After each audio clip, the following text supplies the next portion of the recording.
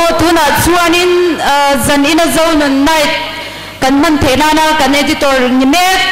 report peturin del thom diana song thui ra so nam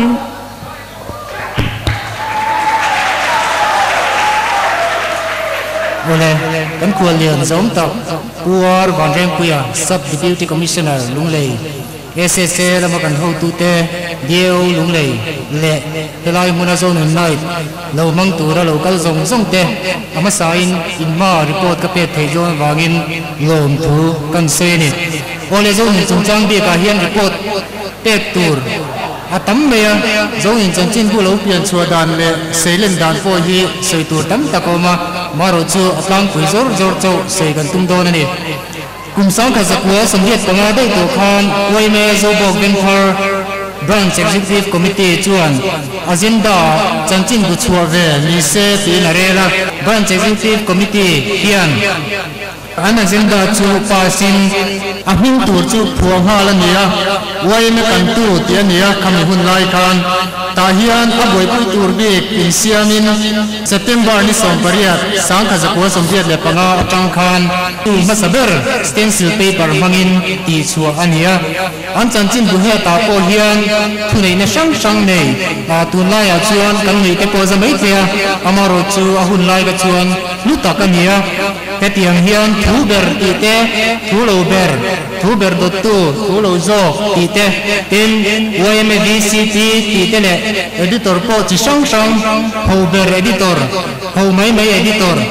dot editor ti te assistant dot editor ti ten tar lang ku me tin pion te po an chanchin bu hian an chuatan ti hian an lo nei thap boka tu lai hun nei na khai kim chuan adang lam deu mai thei bokani he chanchin bu wai me kan tu boi pui chan tu editor ma saber te hi pu zd lal thang lian ale pu h mo chung nu te an nia editor dang hi anom chho nial to amaro chu ama saber an ni wang hian an mani chau hi kan tar lang ta ni kumsang ka zakwa samriat pasari chawa tang ka chuan wai me kan tu po chang tung zok le pa ngai deu zo ka ti chua thin ania aboi pui tu editorial vote ko hi branch committee chuan pel takin arwa thina hemi nu kumsang ka zakwa samkwa nulama tang chuan branch point literature sub committee din chawin he committee hian editor le staff tu teruatin aengkol chhota zelani kumsang ka zakwa samriat pakwalo in her chua chuan chanchin do aengkol tu editorial board 10 an zruat thina ni zonun chanchin bu chua hun hi kan sha chak mai thea kolam atanga local tepon literature sub committee le branch committee inemo asiam fel china mon liemo bai mon liemo ti chua thina nia tuna kan ti chua dan tumina kan ti chua dan a chuan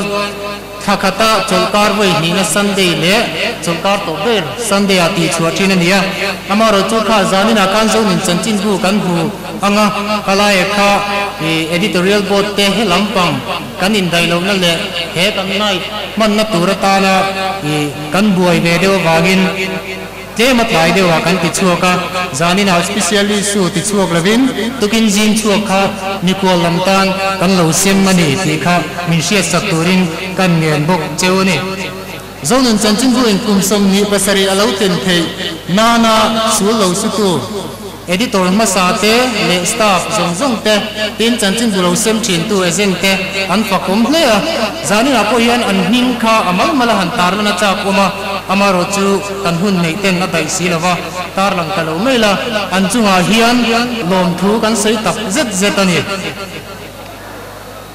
zonun night kumsom hi pasari na kan tia zonun chanchin bu kumsom hi pasar alo ni theina chan hi tlem kan bel le kanga tam tak chuanin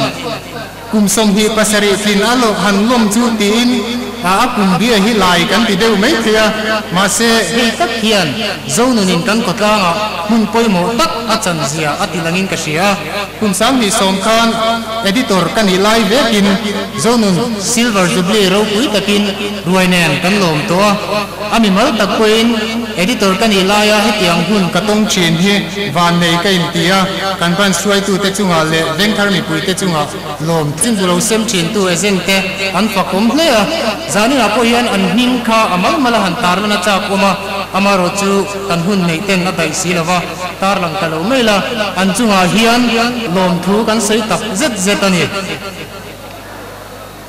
zonun nai kum som hi pasari na kan tia zonun chanchin bu kum som hi pasar alo ni theina chan hi tlem kan bel le kanga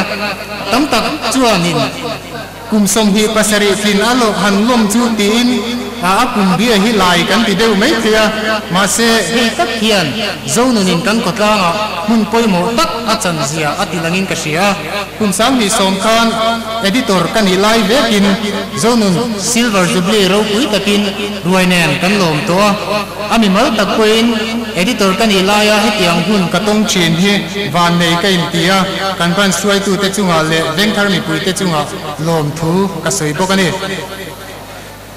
voina hian zonun chuan kum som hi pasari alo ting ta he hun man du na ril ru le he hun lo pian chuadan hi tem kan bel lenga kumin kum ter lam khan zonun editorial board le agent ril ruwa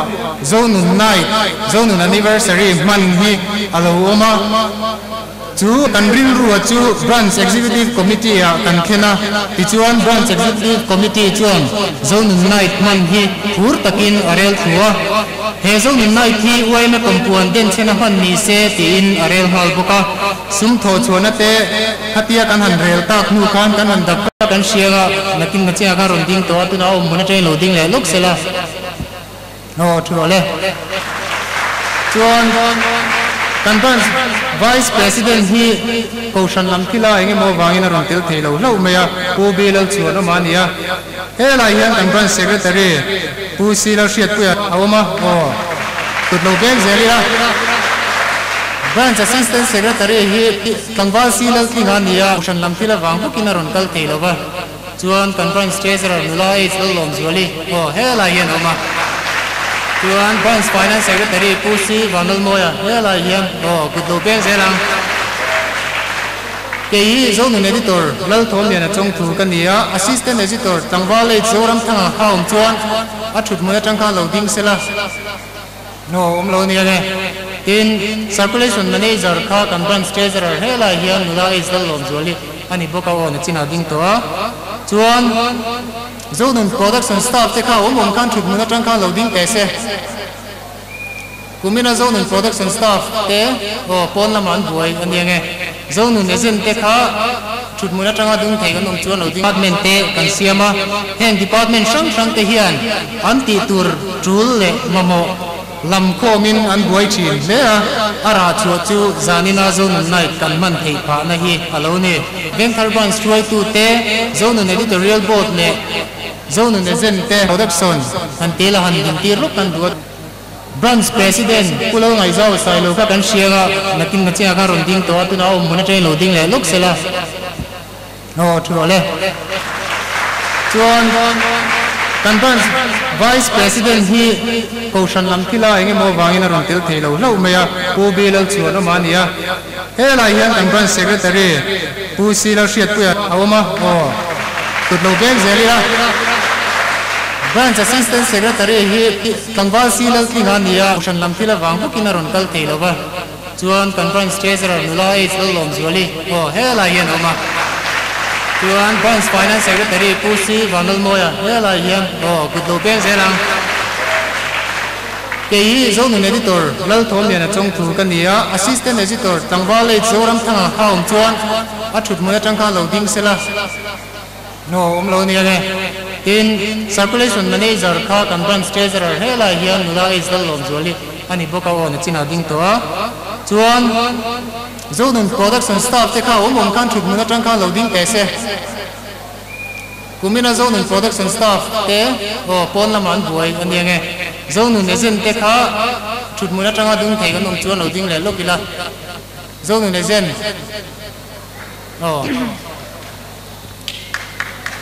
atoke turule kumina hian assistant editor pakhat le circulation manager pakhat le production staff pangale agent som paru kan nei ni ato beratan zonun night mang tura local com zong te lok na pakhat tal char chuak turin waime venture branch chuan du sakna kan hlan cheu ni kalome zonu ne editor lo thom lian a chong thui chunga kan lo me